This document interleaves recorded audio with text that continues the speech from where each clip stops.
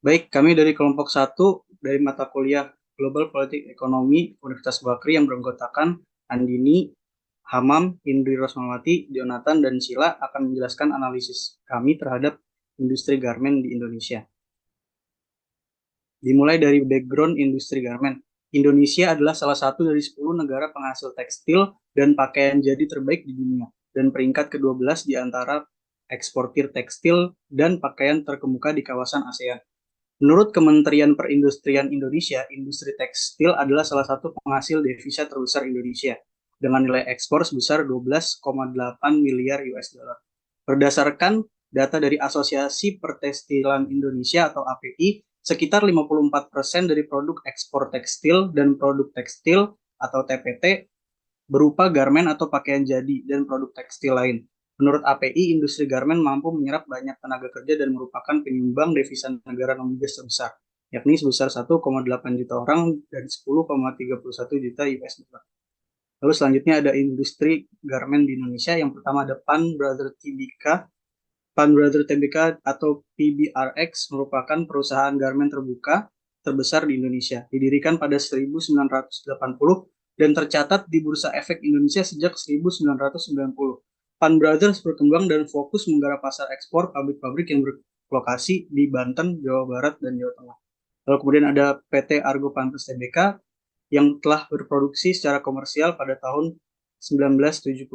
Perusahaan ini memiliki pabrik yang terletak di Tangerang, Banten, dan Cibitung, Bekasi.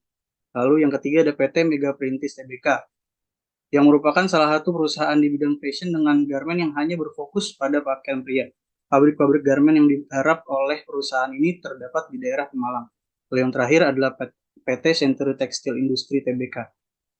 Perusahaan ini berdiri pada tahun 1970 dan telah menembus pasar ekspor sejak tahun 1980. Perusahaan ini fokus memproduksi kain jadi dengan kualitas internasional. Perusahaan ini memiliki pabrik yang berlokasi di Ciracas, Jakarta Timur. Lalu untuk kondisi dari industri garmen Indonesia saat ini, mengutip dari Ketua Umum API, Jamie menyatakan bahwa industri tekstil sedang tidak baik-baik saja akibat jumlah permintaan ekspor turun. Nasib karyawan industri TPT berada di ujung tanduk, bahkan sudah 45.000 karyawan yang sudah dirumahkan akibat dari permintaan pasar ekspor turun 30% dari kondisi global yang tidak stabil, ujar Jamie saat dihubungi oleh MNC Portal Indonesia. Gelombang PHK tercatat terus naik setelah beberapa hari sebelumnya Apindo menyebut PHK di Jabar telah mencapai 73.000 karyawan sejak Januari 2022. Lalu PHK terjadi akibat kondisi ekonomi global yang berimbas pada turunnya pesanan hingga 50% di semua sektor, terutama padat karya. Lalu selanjutnya ada jumlah tenaga kerja. Melalui data Badan Pusat Statistik mencatat jumlah pekerja industri tekstil sebanyak 519.299 orang pada 2020. Jumlah tersebut mengalami penurunan sebesar 10,66%. Lalu gaji rata-rata tenaga kerja industri garmen di Indonesia menurut data Badan Pusat Statistik pada bulan Februari 2022, gaji rata-rata buruh di industri pengolahan yang di dalamnya tercakup industri garmen adalah sebesar Rp2.849.199. Baik, selanjutnya ada kondisi pasar internasional dalam sektor industri garmen. Yang pertama, kondisi internasional. Ukuran pasar garmen pada pakaian jadi di tingkat global senilai 983,7 miliar US dollar pada 2019 dan diproyeksikan mencapai 1.268,3 miliar US dollar pada 2027. Mencatat compounded annual growth rates atau CAGR 8,8% dari 2021 hingga 2027. Segmen pakaian luar adalah kontributor tertinggi pasar pada 2019 dan diperkirakan tumbuh pada CAGR sebesar 8,8% selama periode perkiraan. China dan Amerika Serikat adalah negara terkemuka di pasar pakaian jadi pada tahun 2019. Permintaan pakaian jadi tetap konsisten di kalangan konsumen, namun wabah virus corona baru telah secara signifikan mempengaruhi pertumbuhan pasar pakaian di Amerika Serikat dan seluruh dunia. Penurunan pertumbuhan di pasar garmen siap pakai ini terutama disebabkan oleh terganggunya rantai pasokan. Selain itu, terhentinya produksi sandang, kain, dan produk perlengkap lainnya akibat penerapan social distancing di seluruh dunia berdampak buruk pada pertumbuhan industri ini. Yang kedua yaitu negara tujuan ekspor Indonesia. Amerika Serikat masih tetap menjadi pasar terbesar untuk tekstil Indonesia, sekitar 36%, dan diikuti oleh Jepang serta Jerman. Dan sebagai negara mitra dan perjanjian TPP, ekspor dari Indonesia ke Amerika Serikat terus meningkat setiap tahun. Yang ketiga, posisi dagang Indonesia dan juga perjanjian dagangnya. Indonesia sebagai salah satu produsen tekstil dan pakaian jadi terbesar di kawasan ini memiliki tradisi panjang dalam memproduksi dan mengekspor pakaian dan tekstil model rumah, tetapi hanya mengarah pada sekitar 2,3% pangsa pasar global, di mana Tiongkok mengendalikan sekitar 46,5% dan Bangladesh mengendalikan 6,7%. Pemerintah Indonesia menargetkan untuk meningkatkan nilai negara dari tekstil dan garmen yang diekspor untuk mencapai 75 miliar US dollar pada tahun 2030, bahwa industri akan berkontribusi sekitar 5% ke pasar ekspor global. Ada juga persetujuan perjanjian dagang Indonesia-Bangladesh, Preferential Trade Agreement atau PTA.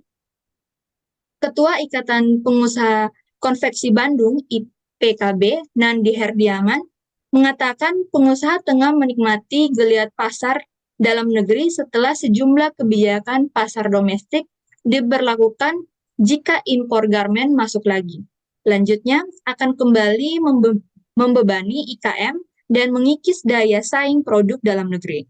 Nandi mengatakan bukan tak mungkin kembali terjadi penutupan produksi karena gempuran produk impor. Next. Dari statistik produksi pada kuartal kedua 2022, Direktur Industri Tekstil, Kulit, dan Alas Kaki Kemenprin Elis Masito merapalkan pertumbuhan volume produksi industri garmen melambat menjadi 10,15% secara tahunan. Pada semester kedua 2022, pertumbuhan industri garmen terus melandai hingga ke titik 0,16% pada kuartal keempat 2022. Berdasarkan data Kementerian Perindustrian, performa industri garmen sepanjang tahun 2022 akan berada di zona hijau pertama kalinya selama pandemi atau tumbuh 5,84% secara tahunan. Adapun industri garmen pada tingkat nasional pada tahun 2020 anjlok sebesar 8,89%, sedangkan pada 2021 turun 3,31%. Pertumbuhan industri garmen terbesar sejak 2017 terjadi pada 2019, yaitu sebesar 19,48% secara tahunan. Angka ini lebih tinggi daripada pertumbuhan industri minuman sebesar 19,9% pada tahun yang sama. Selanjutnya, dari sisi ekspor, seperti yang dijelaskan sebelumnya, Amerika Serikat merupakan pasar terbesar untuk tekstil Indonesia yang diikuti oleh negara Jepang dan Jerman. Dari impor, mengutip dari Ketua Umum Asosiasi Serat dan Benang Filmen Indonesia, Retma Gita Wirawasta, mengungkapkan dari sekitar 1,26 juta ton garmen yang diproduksi di Indonesia setiap tahun, hanya 40% yang menggunakan bahan baku lokal. Menurutnya, mayoritas bahan baku asing di industri garmen Indonesia berasal dari China, India, Korea Selatan, dan Taiwan. Sekjen Asosiasi Produsen Serat Sintesis Indonesia, Retma Wirawasta, juga mengatakan pembenahan tata niaga produk benang dan kain memang harus jadi prioritas karena volume impor yang tinggi. Dia menjelaskan volume impor kain dalam 8 tahun terakhir dari 300.000 ton menjadi 600.000 ton, di saat volume ekspor garmen stagnan di kisaran 500.000 ton. Namun dia menilai pembenahan tata niaga tersebut tetap harus disertai oleh penerapan safeguard bagi industri bahan baku tekstil.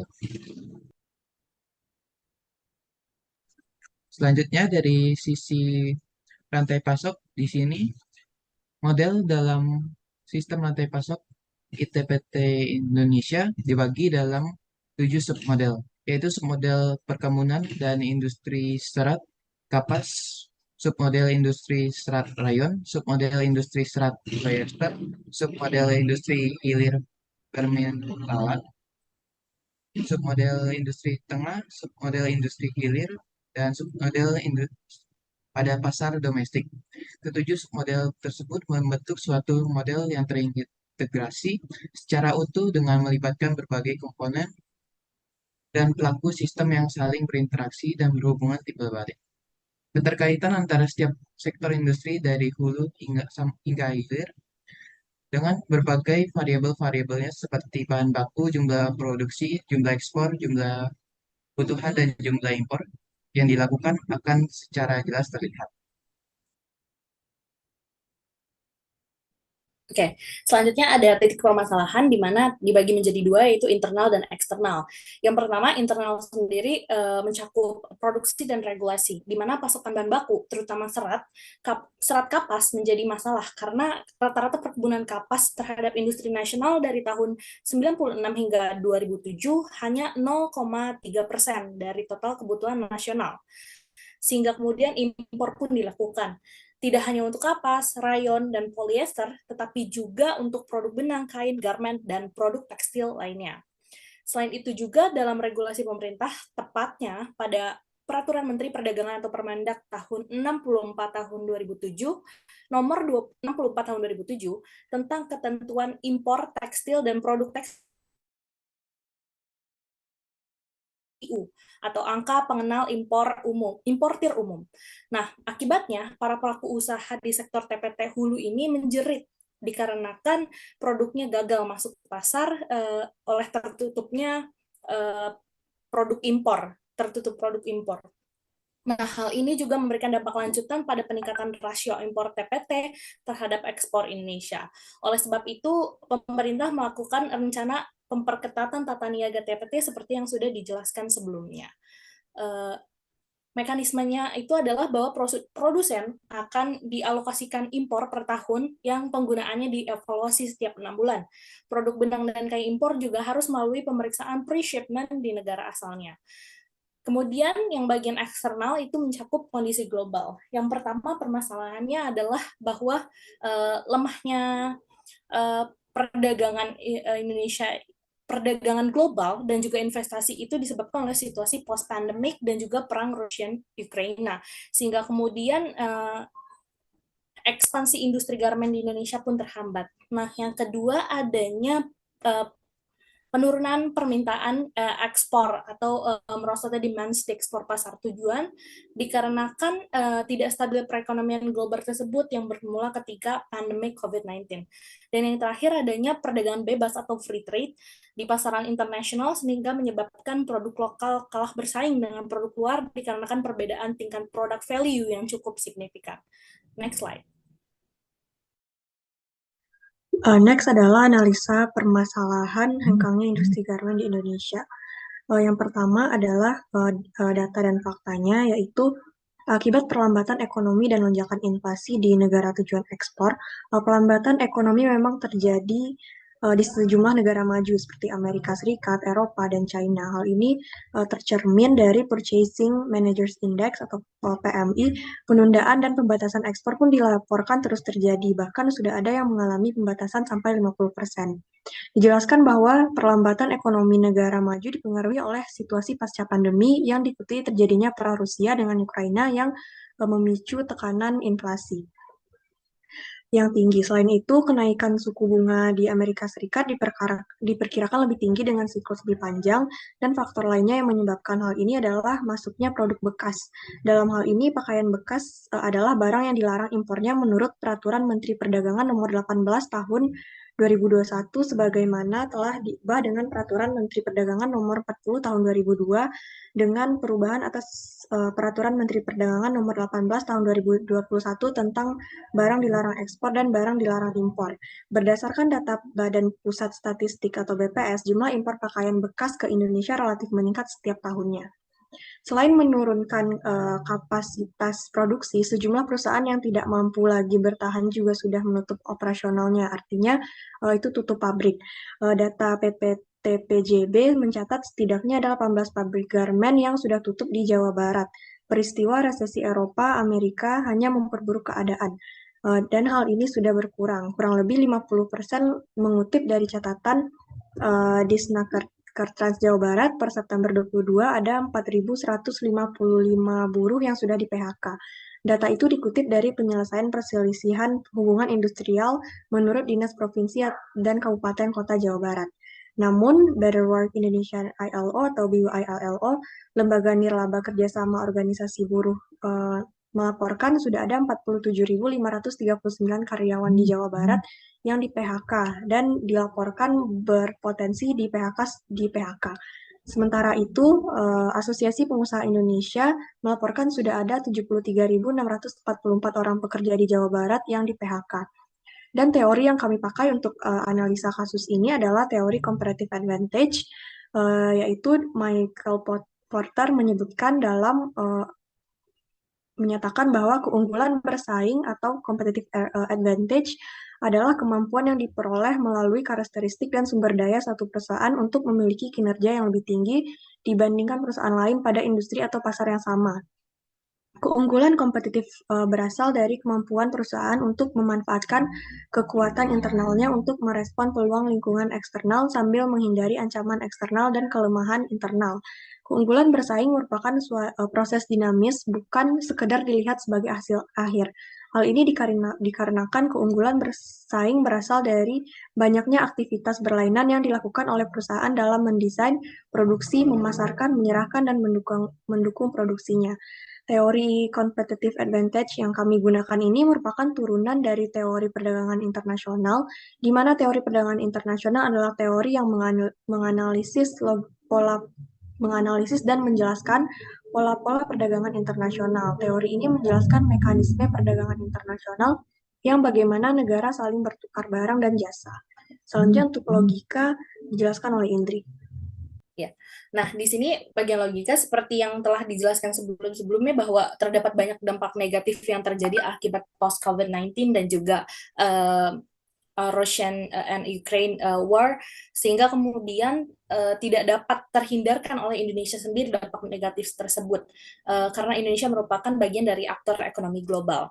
Nah, beberapa perusahaan di Indonesia, khususnya perusahaan yang bergerak di industri garmen, mengalami tekanan hebat karena lunglainya impor garmen Indonesia disebabkan oleh demand dari pasar global yang menyusut. Nah, depresiasi permintaan pasar global tersebut disebabkan karena inflasi global, sehingga harga-harga komoditas mengalami kenaikan yang cukup masif, dan produksi ataupun supply dari dalam negeri mengalami pemerosotan. Nah, lebih lanjut lagi, beberapa perusahaan garmen di Indonesia tersebut mengalami perlambatan produksi, sehingga kemudian secara paksa harus mengurangi jumlah pekerja atau hingga mengurangi atau bahkan diharuskan untuk gulung tikar karena tidak adanya produksi tadi. Nah, namun tidak dapat disangkal bahwa selain perusahaan-perusahaan yang terpaksa melakukan PHK massal tersebut atau yang terpaksa untuk gulung tikar tersebut, ada juga beberapa perusahaan yang masih terus atau masih mempunyai kemampuan untuk melanjutkan operasinya. Nah, hal tersebut dikarenakan perusahaan-perusahaan yang gulung tikar tersebut tidak siap mengalami tekanan dari lingkungan eksternal, sehingga mengalami inefisiensi produksi. Nah, sedangkan beberapa perusahaan lain yang masih tetap berjalan memiliki kesiapan yang cukup matang dalam menghadapi ancaman yang terjadi. Beberapa perusahaan yang mampu bertahan tersebut memaksimalkan pemanfaatan produksinya dengan meningkatkan atau menambah nilai barang yang diproduksinya, serta mereka juga memiliki kecakapan dalam menekan cost production yang harus dikeluarkan. Nah, penjelasan tersebut di atas sesuai dengan apa yang teori yang kami pakai, yaitu teori competitive advantage. Selanjutnya, ada pun rekomendasi kebijakan yang kami sampaikan di sini. Yang pertama adalah dalam menjambut revolusi industri 4.0, produk tekstil akan menjadi semakin masif dengan lebih mendongkrak ekspor dengan menyusun kebijakan free trade agreement bersama negara lain seperti China dan Amerika. Yang kedua, regulasi perlindungan industri garmen di Indonesia terhadap produk impor. Yang ketiga, adanya penyederhanaan syarat-syarat ekspor untuk produk tekstil, dan yang terakhir penegasan pada aturan impor, khususnya mengenai impor produk-produk garmen bekas. Next slide. Baik, adapun kesimpulan dari analisis kami, turunnya permintaan global akan tekstil Indonesia yang bermula ketika pandemi COVID menyebabkan industri garmen terguncang sehingga memaksa perusahaan-perusahaan untuk melakukan PHK terhadap tenaga kerjanya untuk mengurangi expense dan menutupi biaya pengeluaran. Baik, inilah hasil presentasi analisis kami. Kami kelompok 1 pamit undur diri dan terima kasih.